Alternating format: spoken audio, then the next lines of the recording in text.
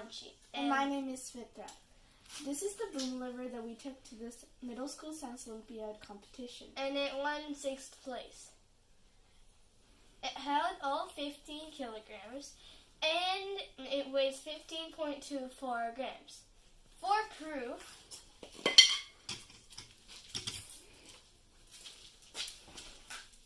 Never mind, 15.3 grams. oh well, glue powers. So now let's test it to see if it can hold 15 kgs just one last time before the glue life expires and it breaks into a million different pieces. So we use balsa wood for the bottom. The main thing about balsa wood is you have to have the grain in your balsa wood going parallel. If it doesn't go parallel, then it's a bad apple. And the trusses we use very lightweight balsa wood, small pieces, all good grain, and we did X's on the bottom. We did slashes on the bottom, and we did like these ends on the top. Over here, for the piece that goes onto the hook, it has to be really sturdy and strong. So it's made of bass. And since you also want your tension to be smaller instead of bigger, you want to make this part smaller. And to make this smaller but not stress the tension too much, you need to bend the tension. The reason for these many X's and trusses is so the weight will be distributed evenly.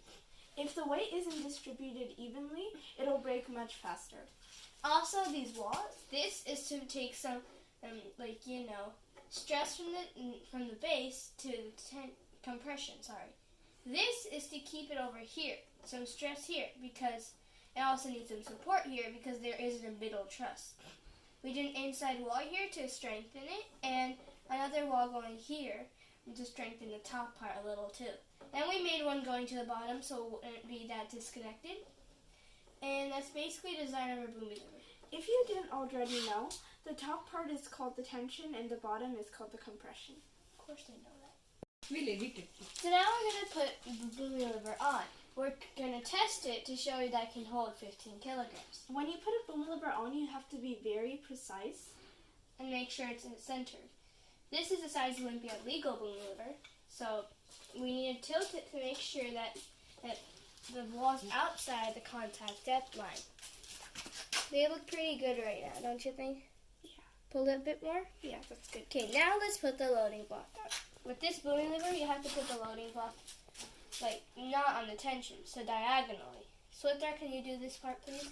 When you put on the loading block, you have to make sure that none of the other structure moves. I'll keep sure of that. Move it a bit. Removing it. There. Okay. Now let's put on the bucket. We don't have a chain here at home. But at Science Olympiad, we had to deal with the super long chain that was this long. It was a disaster. But just to know, the Science Olympiad loading block is made out of metal and it is much heavier. Okay, just saying. This loading block is made out of extremely fancy looking pine wood.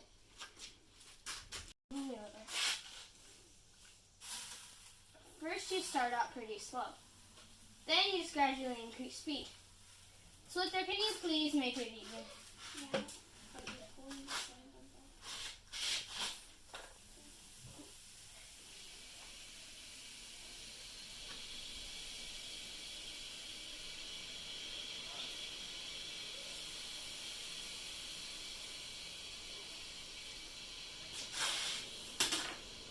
Okay.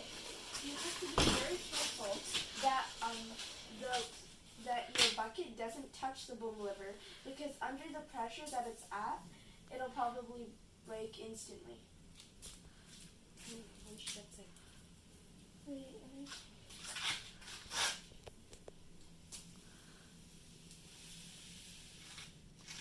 As you can see, the Boomilever is really compressing right now.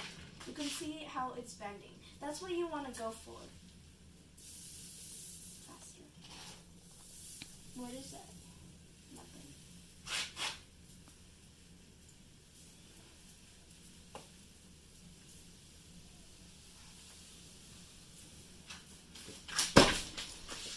This is the last container of sand. If it doesn't break, then I'll pour in the remainder from the black bucket.